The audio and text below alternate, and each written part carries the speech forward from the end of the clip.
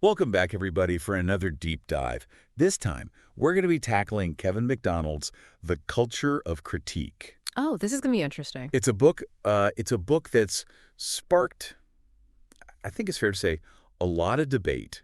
And we're going to be breaking down those core arguments. We're going to be looking at how he builds his case. And it's a dense book, right? Oh, it is. So we're gonna be your guides, right? Yeah. Help make sense of it all. Yeah, think of us as like intellectual Sherpas I like that. guiding you through this very complex terrain. So you can make your own informed opinions. That's the goal. Yes, that is the goal. And I think it's important to start with this framework that MacDonald uses, right? Because he doesn't just jump into these arguments randomly. Right. He has a method to his madness. Okay, so how does he kind of lay out this framework? Well, he has like these 4 points, these 4 key things that he looks for. Good. When he's analyzing these Jewish intellectual and political movements, it's almost like a checklist, right? First, he wants to identify the movements where Jewish intellectuals or political figures are, dominant. So, like, who are the major players? Exactly. Think of it like, are they the captains of the team? Are they the coaches? Gotcha. Then he wants to see, okay, do the goals of that movement actually align with what he sees as specific Jewish interests? So it's not just about Jewish involvement, but whether the movement itself is serving those interests. Exactly. Like, are they working towards the same objectives? Okay. Then, and this is where it gets really interesting, he looks at the impact of these movements on non-Jewish society. So the ripple effects. Exactly. Like, how far do those ripples go? Who else is affected? I see. And finally, he looks at how non-Jews have responded to these movements, particularly in relation to anti-Semitism. So, like, what's been the reaction? Has there been pushback? Exactly. It's like he's trying to get a 360-degree view of the whole situation. Now, one thing that kind of struck me is he really emphasizes that the percentage of the Jewish community involved in a movement doesn't necessarily determine its influence. Like, it's more about the impact. That's so important to remember. So it's not a numbers game. No, it's not about saying every single Jewish person supports these movements or even agrees with them. Right. He even says that there are many Jewish social scientists who don't fit into his framework at all. Right. It's more about analyzing the movements themselves and their potential impact, regardless of, the level of participation. So how does this play out in a real-world example? I noticed that he talks a lot about Jewish interests in immigration. Right. Yes, he does. This is where he brings in Stephen Steinlight, Okay. who argues that current U.S. immigration policy might not actually be in the best interest of Jewish communities. This is where it gets really interesting to me, because Steinlight's saying that newer immigrants are less likely to be pro-Israel.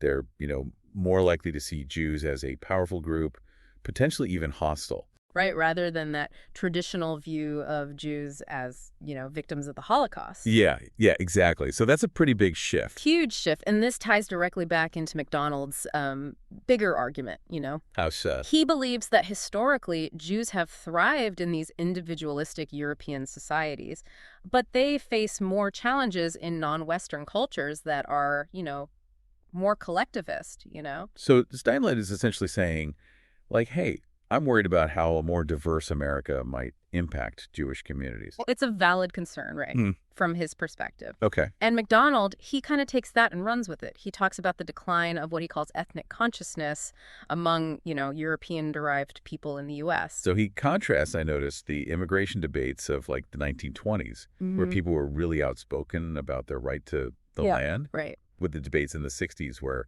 that kind of thinking was, much less welcome. Like the whole conversation around, ethnicity and national identity just shifted. It really did. And MacDonald sees that as having these long-term consequences. It's something he kind of keeps coming back to throughout the book. Okay. Now, another area where MacDonald applies this framework is in the media. And this is, where things get particularly controversial, I think. Oh, yeah. I mean, he argues that a new elite has kind of emerged, one that is very critical of traditional European American culture. Mm-hmm. And this is all happening since, the 1960s. Right. And he believes that this elite has a strong influence on the media landscape. He even uses Steinlight's perspective on, immigration restrictions and Joseph Bendersky's The Jewish Threat. Oh, yeah. As examples, right? And especially with Bendersky's work, he interprets it as kind of showing contempt for, European-derived people. It's a pretty bold claim. It is. So where does he go with that? Well, this is where it gets really, really controversial. He argues that Jewish ownership and control of the media significantly influences its output. That's a tough one. It is. So how does he kind of back that up? Well, this is where McDonald gets very specific. Does he? He does. He names names. Okay. So he talks about the Sulzberger family and the New York Times. Right. He talks about the Meyer family and the Washington Post. Okay. And the Newhouse family, who own Advanced Publications. Right.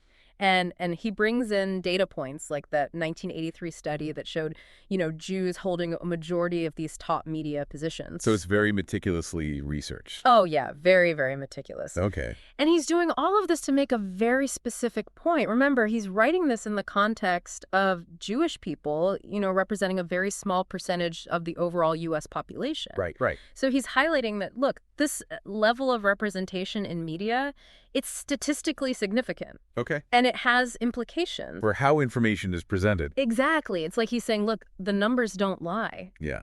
Now, he doesn't just focus on ownership, though, does he? No, he brings up Rupert Murdoch Oh, okay. and News Corporation. No, right. And Murdoch himself is not Jewish, but Right. McDonald points out that several key figures within News Corporation, people like Barry Diller and Peter Turnin, are. Right. And he ties it back to, Murdoch's personal relationships, Mm. suggesting that his close ties to individuals like Leonard Goldenson, who was a prominent figure in New York's Jewish establishment, shaped his pro-Israel stance. Like he's trying to connect the dots. Exactly, trying to find those threads of influence. Okay. And it all comes back to this idea that Jewish involvement in the media, whether it's through ownership, management, whatever, gives them this ability to shape media output. Which, of course, brings us back to how Israel is portrayed in the media, Mhm. how Jewish communities are portrayed. Versus the portrayal of traditional American and Christian culture. Right, right. And he sees a very clear bias. Oh, absolutely. And he illustrates this by looking at specific examples. So he cites Ari Shivit, who talks about, Israeli military actions, and he suggests it's this feeling of control over U.S. media, this ability to kind of downplay negative consequences. Right. It's a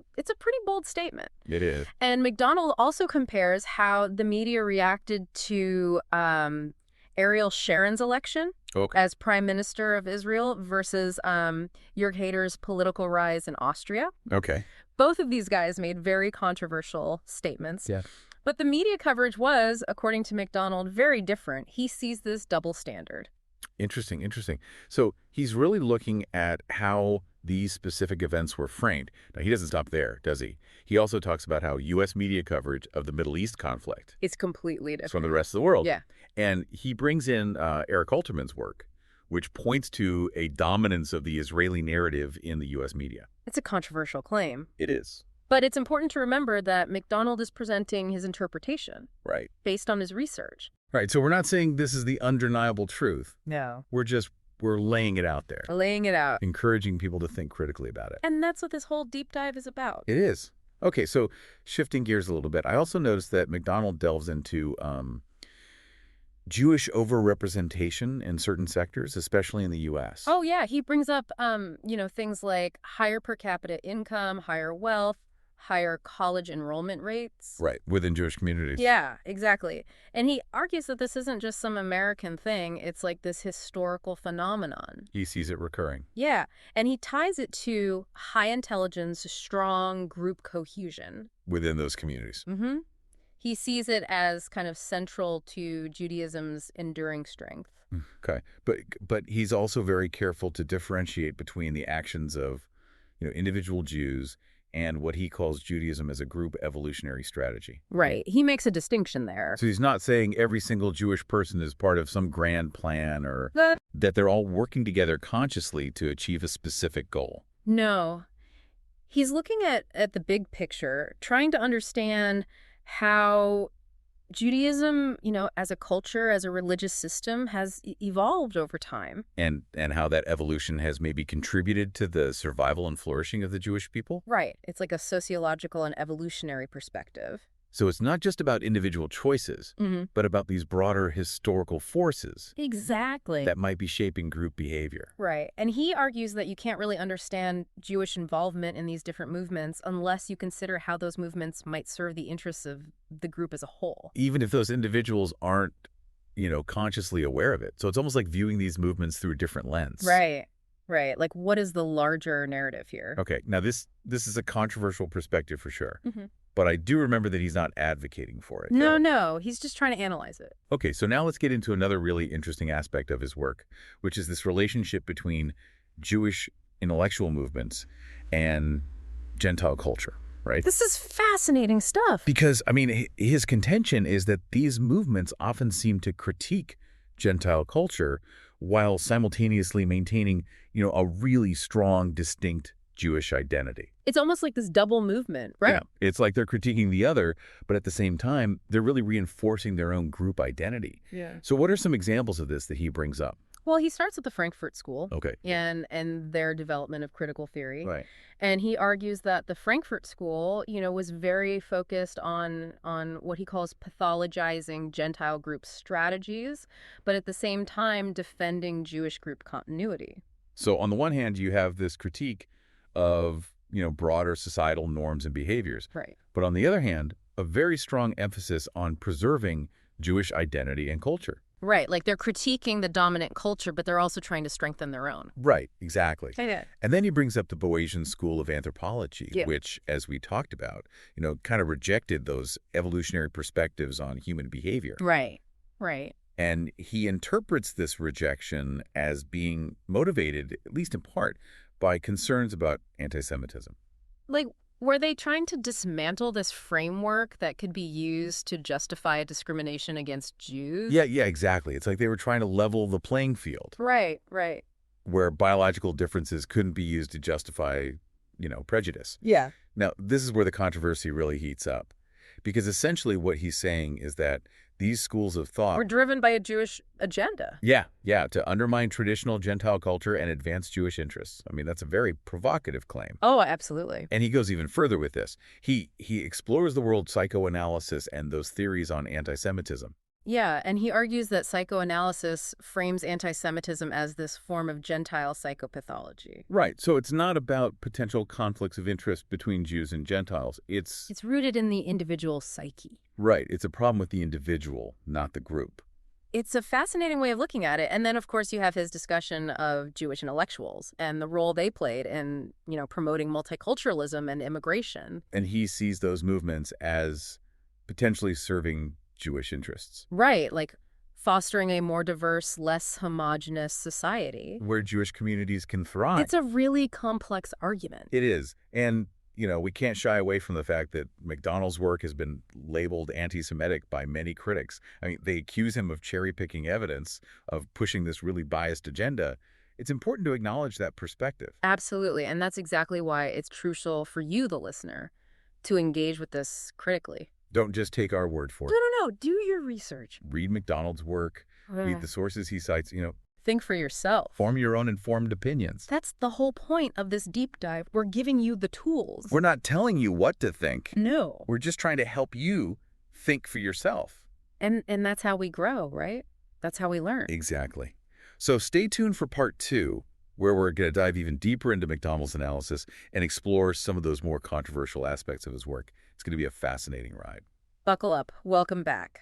So last time, we were talking about McDonald's assertion of Jewish influence in the media. Right. And I'm curious to hear more about his take on, Jewish ownership and its potential implications. Mm-hmm. I mean, he doesn't just throw out, broad claims, does he? No, not at all. He really gets into the nitty-gritty of the media landscape.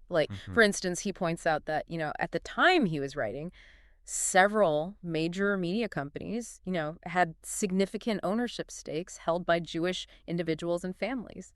He does name names, doesn't he? Oh, yeah. Like he talks about the Sulzberger family and the New York Times, the Meyer family and the Washington Post, Right. the Newhouse family who owned Advanced Publications. Yeah. And he pulls out that 1983 study, that found that Jews held a, very large percentage of top media positions. Exactly. And remember, he's putting this all in the context of Jewish people representing something like 2.5% of the U.S. population at the time. Right. It's that overrepresentation idea. Exactly. Now, he also brings up Rupert Murdoch. Right. And News Corporation. Murdoch himself isn't Jewish. No. But McDonald points out that many key figures within his media empire, like Barry Diller, Peter Chernin, are. Mm-hmm. And he even ties it back to Murdoch's personal relationships. Right, suggesting that those close ties might have influenced his pro-Israel stance. Like, it's all connected. Okay, so he's meticulously kind of building this case step by step. He is. It's almost like those individual stories are these puzzle pieces that he's using to create this larger picture. I see. Okay.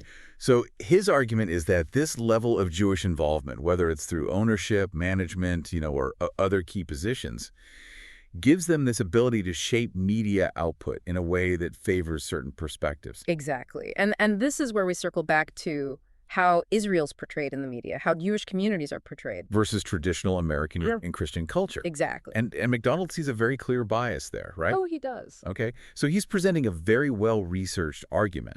He's not just, speculating. He's going into specific historical events, pulling quotes from influential figures, citing academic studies. It's not just conjecture. He's bringing a lot of evidence to the table. It's fascinating, even if you don't agree with him. Absolutely. Okay. So moving on, let's talk about another really interesting concept that MacDonald explores. This idea of Judaism as a group evolutionary strategy. It sounds like he's getting into, like the biological underpinnings of his argument here. Yeah, he is. Okay. So what is he getting at with this idea? Well, he's essentially suggesting that Jewish communities have, throughout history, exhibited certain traits that have contributed to their survival and success. Like what? Well, he specifically highlights things like high intelligence, right? A Right. really strong sense of group cohesion. Mm-hmm. Mm. And even brings up, things like the high per capita income of Jewish communities in the U.S., their overrepresentation on the Forbes list. Right. And of course, you can't forget that long history of high academic achievement. Yeah, right. So he's pulling in all these data points, right? Right. To kind of support his claim. Mm-hmm. And he argues that this pattern, this overrepresentation of Jewish people in these elite sectors, it's not just an American thing. It's historical. It is. He sees it recurring, throughout history, across different countries, different cultures. I see. It's fascinating. Now, he does make that distinction, though, right, between the actions of individual Jews and this broader concept of a group evolutionary strategy. Right, because he's not saying that every single Jew is part of some, grand plan, or that they're all working together to achieve some, specific goal. Right. It's more nuanced than that. Right.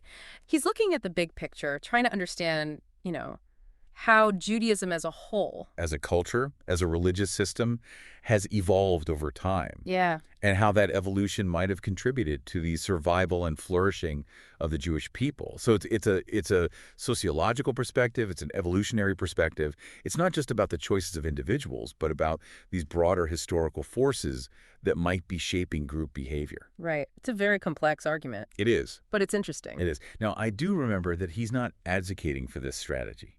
He's simply trying to analyze it. Right. Observing patterns, trying to understand the dynamics at play. Okay.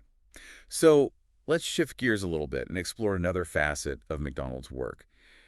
His analysis of specific Jewish intellectual movements. Okay. I mean, we've already touched on some of these. Yeah, like the Frankfurt School. Right, the Boasian School of Anthropology. Mm-hmm. But he goes into much greater detail in the book, providing this really in-depth look at their core ideas and their impact on Gentile culture.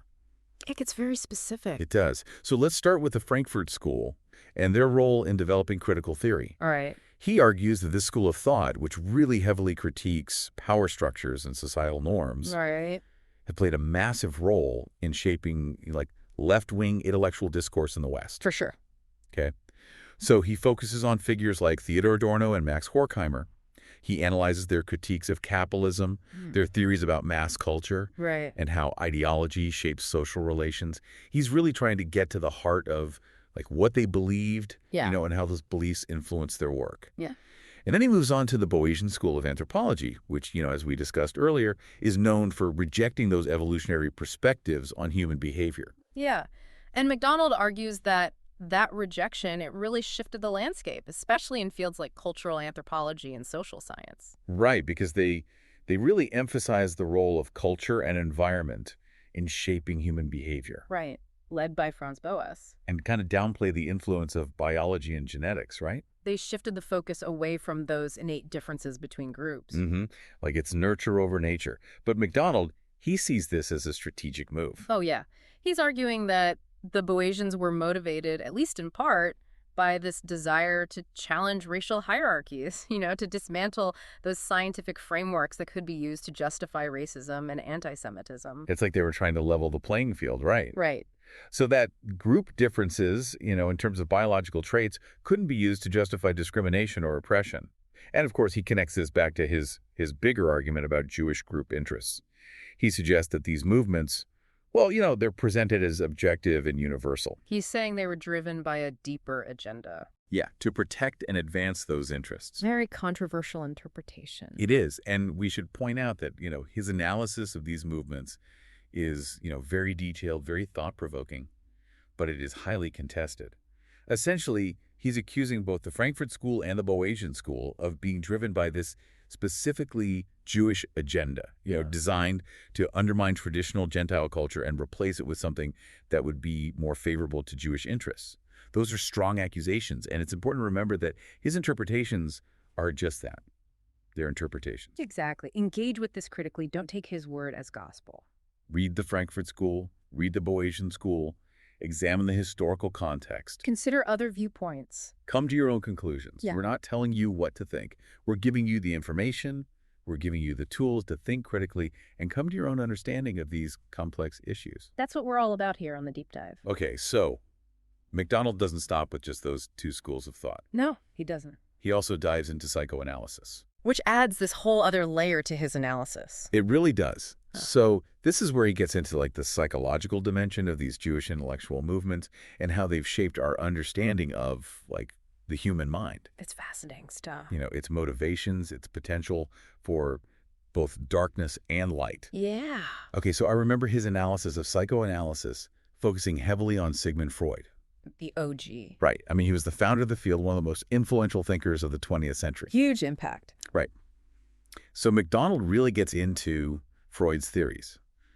The unconscious, the emphasis on sexual drives. The Oedipus complex. Right, all of that. He's trying to understand those core tenets of psychoanalytic thought and where they came from. And he argues that psychoanalysis, especially in its early stages, was really heavily influenced by Freud's own Jewish background. Yeah, his experiences growing up in a Jewish community. Right, exactly. And Freud himself actually acknowledged the influence of his Jewish identity on his work. He did. So MacDonald's not just making this up, but he goes beyond Freud, right? He does. He also analyzes the works of other prominent psychoanalysts, many of whom were also Jewish. Right. Tracing the evolution of that school of thought and its impact on Western culture. It's like creating this genealogy of ideas, showing how they've been passed down and transformed over time. I like that. So how did psychoanalysis, shape our understanding of, mental illness, our approaches to therapy, even our views on sexuality? Huge influence. And of course, MacDonald argues that psychoanalysis, with its focus on the individual psyche, those unconscious motivations, it played a role in undermining traditional Gentile values and norms. It's like those ideas, while they're presented as, objective and scientific, they carried this hidden agenda. So what was that agenda? Well, according to MacDonald, he believes that psychoanalysis was part of this broader trend of Jewish intellectual movements aimed at challenging the authority of those traditional institutions. Promoting a more individualistic worldview, one that would ultimately be more conducive to Jewish interests. It's a bold claim. It is. And again, as with his other analyses, this is a very controversial interpretation. So approach it with a critical eye. Yes. Don't just take MacDonald's word for it. Read Freud yourself. Explore the work of other psychoanalytic thinkers and see if you come to the same conclusions, or if you find alternative interpretations of those ideas that resonate more with you. That's what makes engaging with these topics so rewarding. It's a journey. It's about challenging yourself. It's about thinking critically. And that's what we're all about here on The Deep Dive. It is. I mean, we're not here to give you easy answers. We're here to spark your curiosity, encourage you to think for yourself and give you the tools to navigate these complexities of the world. Right. And MacDonald's work, regardless of whether you agree with it or, you find it abhorrent, Right. It forces us to confront these uncomfortable truths about the relationship between Jewish identity, intellectual movements, and power dynamics in Western societies. It's a conversation that we can't ignore. No. It demands intellectual honesty, empathy, a willingness to engage with nuance and complexity. And that's what we've tried to do in this deep dive. I mean, we haven't shied away from those controversial aspects of MacDonald's work, but we've also tried to present his arguments fairly, without endorsing them, and to encourage you, the listener, to think critically and draw your own conclusions. Because ultimately that's what matters. Yeah. That we engage in these difficult conversations with open minds and a commitment to, truth-seeking. Wherever it leads us. Exactly. Well said. So stay with us as we head into part 3, where we'll continue to explore this complex and fascinating topic. Welcome back to the final part of our deep dive into the culture of critique. Yeah, we've covered a lot, haven't we? We have. We've been looking at MacDonald's framework, his analysis of, Jewish influence, and some of the specific intellectual movements that he scrutinizes. So I think, now that we've kind of laid out all the pieces, it's time to take a step back and think about the bigger picture. Yeah. What are those implications? Exactly. We've been talking about the what and the how, but now it's like, so what? Right. Like, where does this all lead? What are the potential consequences of these trends he's identified? Well, this is where things get really interesting and maybe a little bit speculative. Okay. Because we're moving beyond, just analyzing history, and we're starting to think about the future. Right. And MacDonald, he makes some pretty bold predictions about where Western societies are headed, especially, given what he sees as this growing influence of multiculturalism. Right. And he's really interested in how the decline of traditional Western values and the rise of multiculturalism, how those things could impact Jewish communities. Right? Oh, absolutely. And one of his, most controversial claims is that these trends could actually benefit Jewish communities in the long run. I see. That's definitely going to spark some debate. It is. But how does he justify that, right? Well, he argues that, a society that's more fragmented, more diverse, where those group identities are kind of, more fluid, less rigid. Less defined. Yeah, that might create more opportunities for individual advancement.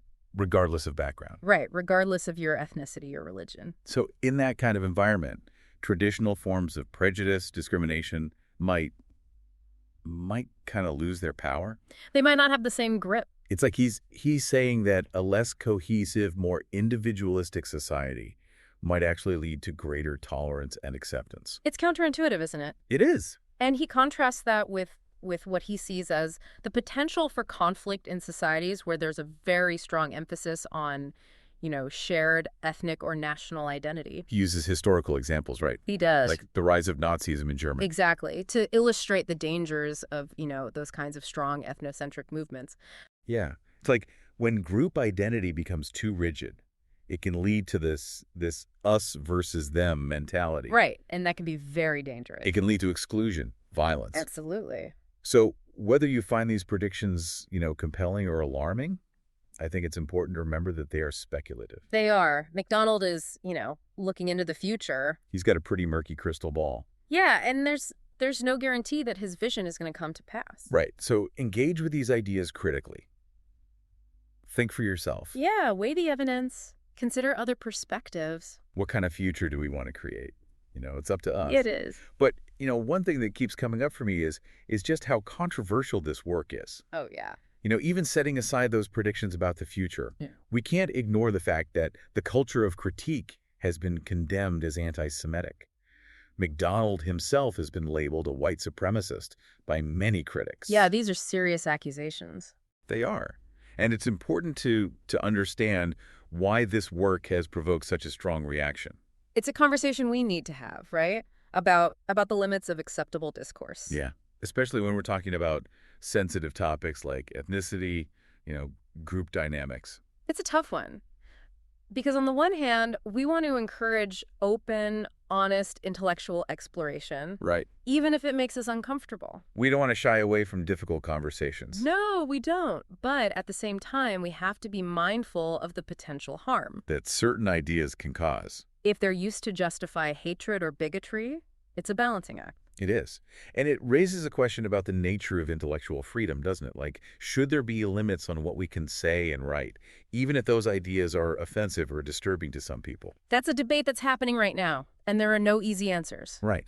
But it's a conversation worth having. Absolutely. And in a way, I think MacDonald has forced that conversation to happen. He has. Whether you agree with him, whether you find his work, repulsive, he's challenged us to think about these things. to confront some uncomfortable truths about Jewish identity, about intellectual movements, about the dynamics of power in Western societies. It's a conversation that demands, I think, a lot from us. It does. Intellectual honesty, Apathy. a willingness to engage with complexity and nuance. And that's what we've tried to do, right? We have. We haven't shied away from those controversial aspects of MacDonald's work, but we've also tried to present his arguments fairly. Without endorsing them, of course. Right. And to encourage you, the listener, to think for yourself, to draw your own conclusions. That's the whole point. That's what matters. That we engage in these tough conversations with, open minds, a commitment to finding the truth, whatever that truth may be. Beautifully said. Mm. Well, as we wrap up this deep dive, I'm left wondering how we balance that pursuit of knowledge and understanding with the responsibility to protect vulnerable communities from harm. It's a tough one. It's something we have to keep thinking about. Yeah. It's a question that will continue to challenge us. Thank you for joining us on this journey. Until next time, keep diving deep.